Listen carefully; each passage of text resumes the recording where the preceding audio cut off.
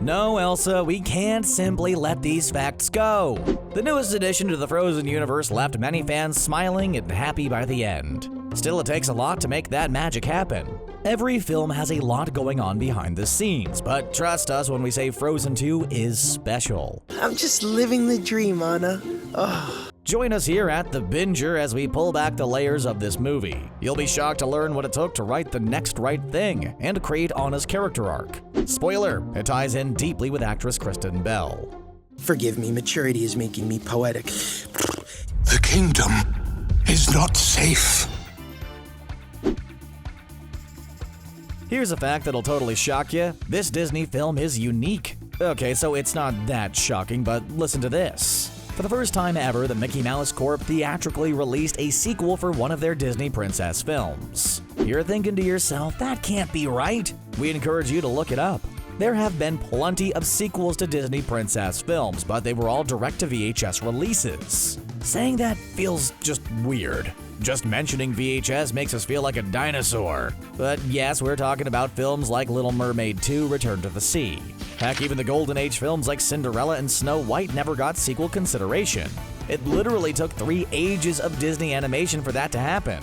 Think about what this gesture tells us about Disney and this movie. Clearly, there was a lot more invested in the sequel. From the animation team to the cast, Disney clearly reinvested their interest into stories that need to be told. Thank goodness they did, because we don't want to imagine this world without Frozen 2 in theaters. Alright, this is spoiler territory, so if your kid's watching with you and hasn't seen the movie, give them the old earmuffs treatment. This entry is all about that dark moment that spurs the third act of the film. Viewers who have seen the movie know exactly what we're talking about. Anna is all alone now, Olaf's nothing but a puddle, and Elsa is presumed to be gone. Hope is dim, and Anna is about to go all Arrested Development on us. She sings a beautiful song that we'll get to later and grows as a character. That moment is already unique, but the making of that scene just launches it into a whole other stratosphere. The writers wholly based Anna's character journey on Kristen Bell's real-life experience with codependence. Bell recognized her own struggles with using other people's happiness to define her own. It was a real raw performance in that animated cave. And Bell's proud of it. When director Jennifer Lee asked her what Anna struggles with, that was the answer, and that's what we got. The Sami people are indigenous to the Scandinavian region, and their culture features in the opening song of Frozen. The reference to their ancient vocal tradition and Kristoff's knockoff version of their clothes sparked debate on social media. To many, the allusions deserved more context and some kind of acknowledgement to where the inspirations were rooted. There's an argument to be made that Disney erased their culture in the first film. The lack of any kind of thanks rubbed so many people the wrong way. Fans argued that some sort of recognition was necessary for any sequel. Clearly, someone making Frozen 2 heard about this and aimed to make amends. It all started with trips to the region. The crew made multiple trips to Iceland, Norway, and their neighboring countries for pre-production. During those trips, they visited with Sami parliaments in Norway, Finland, and Sweden, as well as non-governmental councils. Disney signed an agreement and gave them advising credits on Frozen 2. It's not a perfect solution, but still, it was undoubtedly a step in the right direction for a company with a poor record with representing non-Western cultures.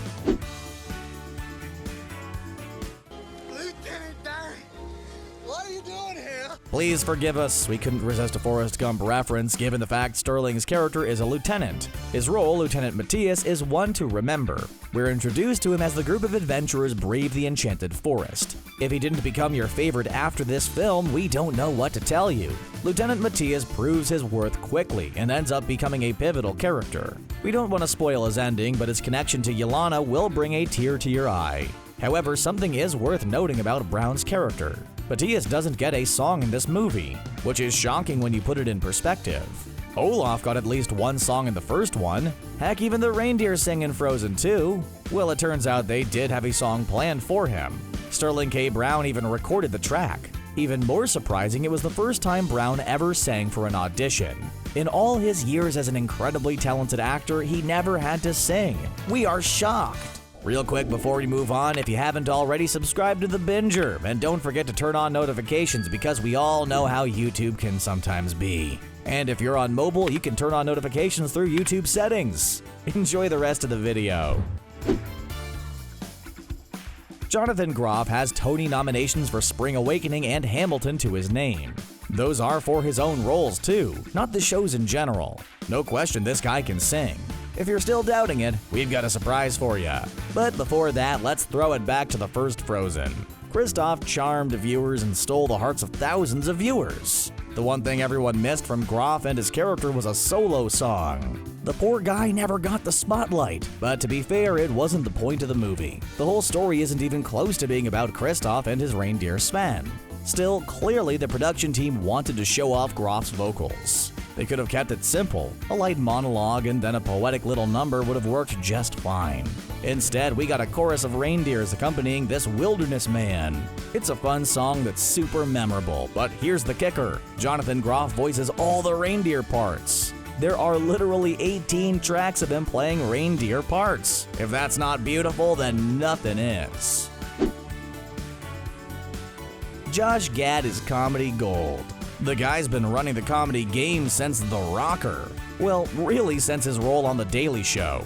Anyways, we're pretty sure that's how he grew his improv chops and brought them up to a whole other level. Of course, we all know what his breakout role was. Parents and children alike adore him as Olaf, the sidekick snowman with an inclination towards fun. I've always loved the idea of summer. He suddenly became iconic, and Josh Gad can't talk anywhere without being recognized for the role.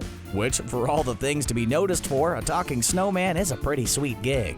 What's even more surprising is Gad isn't known for voice acting. He certainly has the talent for it, but it wasn't the direction he headed down at the beginning of his career.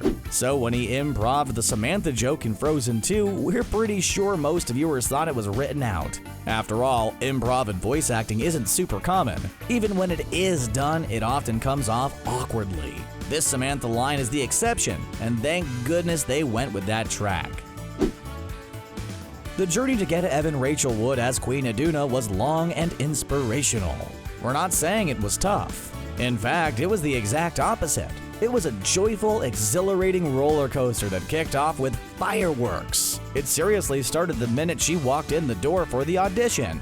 Jennifer Lee and the cast told the press that they instantly felt a motherly vibe from Wood. Think about that. She came in for the audition and just screamed Queen Iduna before even reading the lines or anything. Talk about an instant fit. If you were wondering, she also sang the song Angela by the Lumineers for her audition. Maybe someday her audition tape will be released as a bonus feature on the DVD. We can only hope. She even got the call to tell her she got the role while she was visiting Disney World. It's poetic. Evan Rachel Wood is made for Disney. Every time you watch Frozen 2, we're confident you'll never see her character the same way. She already blended into the role, but this made things too perfect. The next right thing is something else. It's not the bop you belt in the car with your kids on the way to school. It's the song you play to get them to chill out and warp into an existential crisis. Okay, we joke. But seriously, props to songwriters Kristen Anderson Lopez and Robert Lopez. It's a profoundly emotional performance that anchors the film and brings the story into its defining moments. Yes, it's from the same cave scene we mentioned earlier, which means it brings us back to Kristen Bell. Seriously guys, we're not kidding. Bell went all out, building Anna into a round character for this movie. Jennifer Lee and Kristen Bell recorded an emotional conversation they had about codependence and the emotions around grief. Lee then took that conversation and gave it to the songwriters to work their magic. The result is the next right thing. Knowing how much emotional construction went into making that song changes the whole scene. Adding that level of transparency creates a totally new feeling for the movie. Give us a second. We need to go grab some tissues. We'll be right back. It's been reported that Anna and Elsa's storylines in Frozen 2 diverge into two different story archetypes. For Anna, her arc is based on the traditional fairy tale structure that we are familiar with, and no. Differing from that is Elsa's arc, which is rooted in classical mythology and a hero's journey. Both are familiar to us as viewers, but they grow out of two completely different areas, which transitions nicely into Nokk, the water spirit. Nokk is a horse made entirely of water based on a traditional mythological character. It's said that the creature would test people by letting them ride on the horse's back. If they fell off into the water, they were abandoned and shown to be unworthy. The animation team even studied at equestrian centers and worked closely with horse trainers to get the movements precise. In total, it took the team 6 months to fully animate Nokk. They dedicated half a year just to forming all these horses' movements and looks. Next time you watch the Nokk scenes, just imagine the man-hours that went into each and every look and step. Those animators worked hard to make that myth come to life. No one can deny that. Traditionally, there are only a few ways to build a city from the ground up. There is old-fashioned brick and mortar, or Starship's favorite, rock and roll.